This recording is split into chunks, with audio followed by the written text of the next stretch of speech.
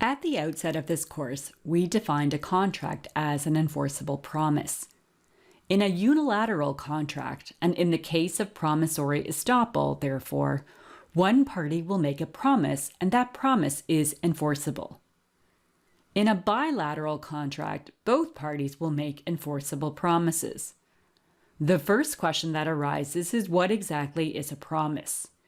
You will recall that the court in Beer Capital Distributing versus Guinness Bass Import Company addressed this question.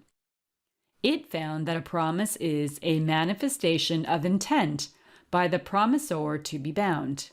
But the court also added that such manifestations or statements by the parties are to be judged by an objective standard. That's where the concept of the objective theory of contracts comes in.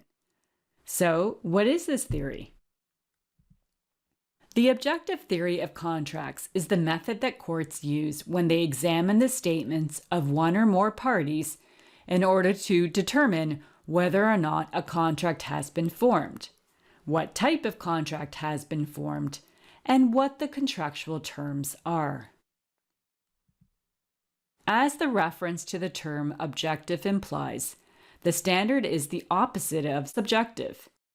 The test is therefore asking the question, would a reasonable person in the shoes of the parties think there was intent to contract as determined by the parties' words, written statements, conduct, and circumstances? A contract, in order to be formed, is therefore said to require a meeting of the minds. Two parties have to agree on forming a contract, but only as judged from an objective perspective, which may or may not be the same as their own subjective perspectives. The important consequence of that approach is that even when two parties don't actually agree on forming a contract, but from the perspective of an objective observer it looks like they do, a contract is formed under the objective theory. Let's illustrate this idea using two examples that are based on actual cases. In our first example, there are two parties, buyer and seller.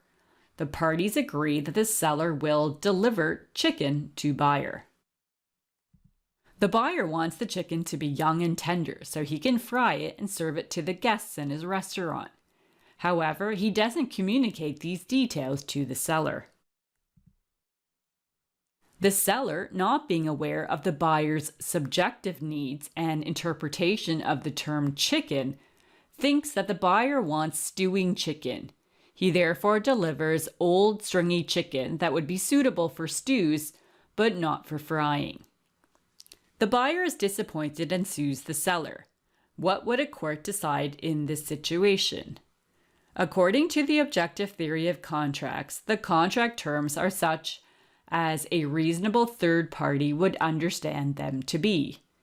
A court might therefore look up what the objective definition of the term chicken is and would find that it includes stewing chicken. As such, the court would likely find for the seller, given that his delivery conformed to the terms that, from an objective perspective, were agreed upon by the parties.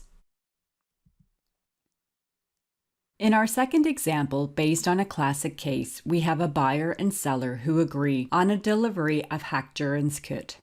The parties both believe that this term is Norwegian for whale meat. However, it turns out that the term actually refers to shark meat and not to whale meat. Given these circumstances, would there be a contract? Under the objective theory, the answer is yes, despite the fact that both parties thought they are entering into an agreement for whale meat.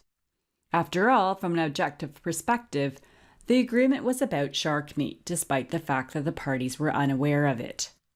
There would only be a contract for whale meat if it would be clear from other actions or words of the parties or the circumstances that they were agreeing on the purchase of whale meat. For instance, this could include the parties shaking hands in front of a poster with whales, or them stating how much they appreciate the qualities of whale meat. Note, however, that this contract could be voidable based on a mutual mistake by the parties. This is something that we will cover later in the course.